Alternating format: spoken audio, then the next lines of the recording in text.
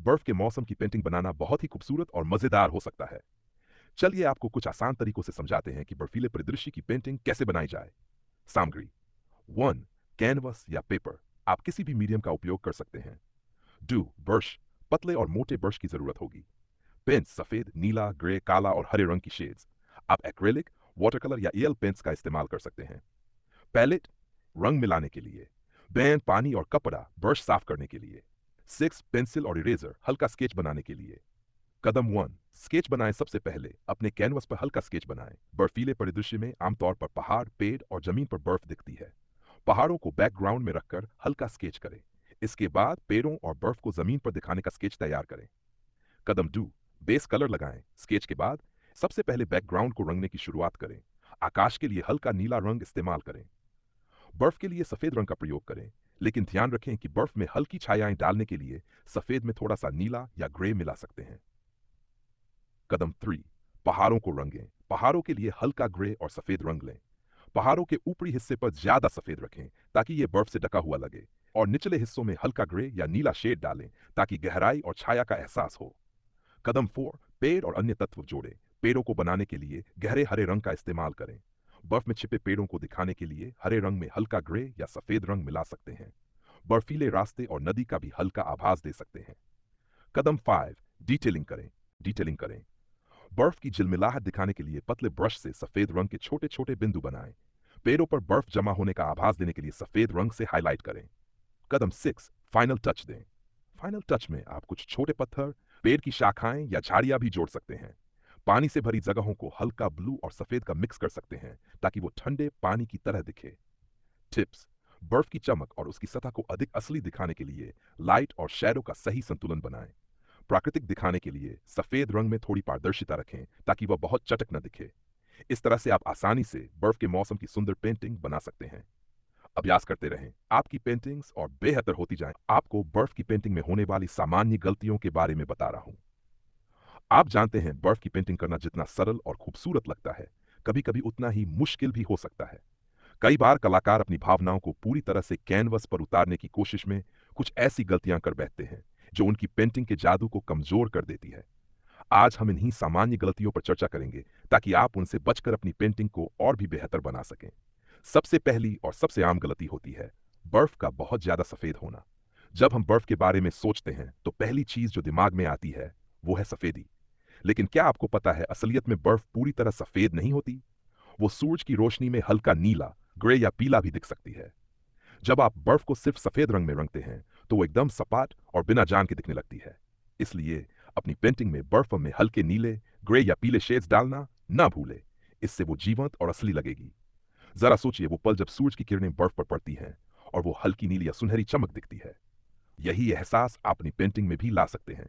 दूसरी आम गलती है छाया को नजरअंदाज करना। बर्फ एक ऐसी सतह होती है जो रोशनी को परावर्तित करती है। इस पर छाया बेहद नाजुक होती है, और अगर आप उसे सही से नहीं दिखाते तो बर्फ बहुत ही ठोस और कठोर लगने लगती है। कई लोग बर्फ की छाया को गहरे रंगों में बना देते हैं, जैसे काला या गहरा ग्रे। लेकिन असल में बर्फ की छाया बेहद हल्की और महीन होती है। उसकी छाया में हल्के नीले या हल्के ग्रे शेड्स डालिए ताकि वो नरम और सजीव लगे। अब बात करते हैं पेड़ों और अन्य वस्तुओं के ओवरलैप की गलती। अक्सर हम सोचते हैं कि बर्फ में खड़े पेड़ और अन्य चीजें एकदम स्पष्ट दिखेंगी, लेकिन असल में बर्फ के कारण वस्तुओं की सतह थोड़ी धुंधली और हल्की हो जाती है। जब आप पेड़ों पर बर्फ डालते हैं तो ध्यान दें कि उनकी शाखाओं और पत्तियों को एकदम साफ और कड़े किनारों के साथ न दिखाएं। थोड़ा सा धुंधलापन लाकर आप बर्फ के नीचे छिपे पेड़ों को और वास्तविक बना सकते हैं। पेड़ के तने पर भी हल्की बर्फ दिखाए, जैसे वो भी ठंड से जमा हुआ हो। एक और बहुत ही महत्वपूर्ण गलती है तापमान और माहौल को सही से कैप्चर न कर पाना। बर्फीले मौसम में हवा भी ठंडी और भारी होती है।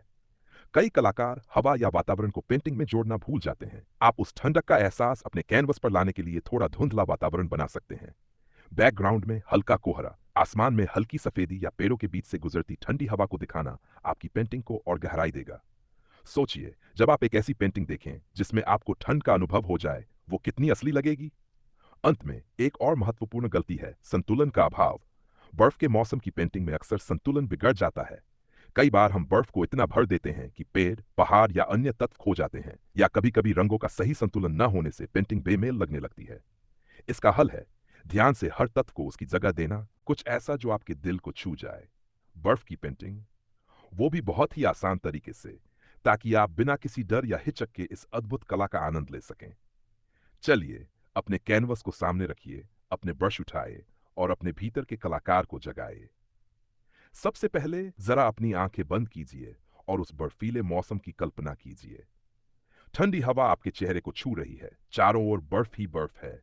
दूर दूर तक सफेदी की चादर बिछी है और आसमान हल्के नीले रंग में लिपटा हुआ है। क्या आपने महसूस किया? अब वही भावनाएं आप अपनी पेंटिंग में उतारने वाले हैं। शुरुआत करें एक हल्के स्केच से। अपने कैनवस पर हल्का सा पेंसिल से स्केच बनाएं। कुछ पहाड़, कुछ पेड़ और शायद एक बर्फ से ढका रास्ता जो कहीं दूर जाता हो। अब चिंता मत कीजिए अगर आपका स्केच परफेक्ट नहीं है, क्योंकि असली कला तो रंगों में है। अब चलिए आकाश से शुरुआत करते हैं। ब्रश को हल्के नीले रंग में डुबोइए और कैनवस के ऊपर से नीचे की ओर एक एक स्ट्रोक मारते जाइए, हल्के हाथों से, ठीक वैसे ही जैसे आकाश के बादलों की नर्म हलचल होती है। और याद रहे, कोई जल्दी नहीं, क्योंकि हम इस कला का आनंद लेने आए हैं, इसे जल्दी निपटाने नहीं। धीरे धीरे उस नीले रंग में सफेद मिलाए, ताकि आपका आकाश और वास्तविक लगे। अब पहाड़ों पर चलते हैं। पहाड़ों का रंग थोड़ा ग्रे, थोड़ा सफेद। बर्फ के कारण ऊपर का हिस्सा पूरा सफेद और नीचे हल्की छाया डालने के लिए हल्का ग्रे।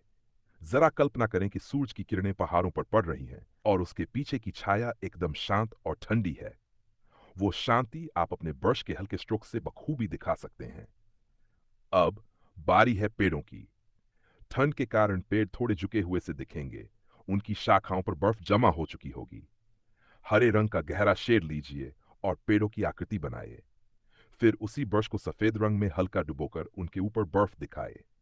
क्या आप देख सकते हैं कैसे पेड़ एकदम सजीव से लगने लगे हैं, जैसे उन पर बर्फ के छोटे छोटे कण चमक रहे हों। अब जरा पीछे हटकर देखिए अपनी पेंटिंग को। कैसा लग रहा है? क्या वो बर्फीली दुनिया आपके कैनवस पर जिंदा हो उठी है?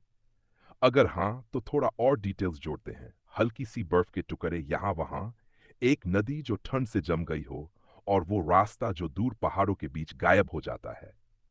और अब आखिरी बात, जब आप संतुष्ट हो जाएं कि आपकी पेंटिंग पूरी हो चुकी है, तब एक गहरी सांस लीजिए और अपने काम को निहारिए। आपको पता है आपने आज क्या किया? आपने सिर्फ रंगों का मेल नहीं बनाया, आपने एक भावना, एक मूड, एक पूरी कहानी कैनवस पर उतार दी है। वो ठंडक, वो शांति, वो बर्फीला मौसम अब आपकी पेंटिंग में कैद हो गया है। क्या आपको भी ये एहसास हो रहा है जैसे बर्फ की ठंडक आपके अंदर तक बस गई हो?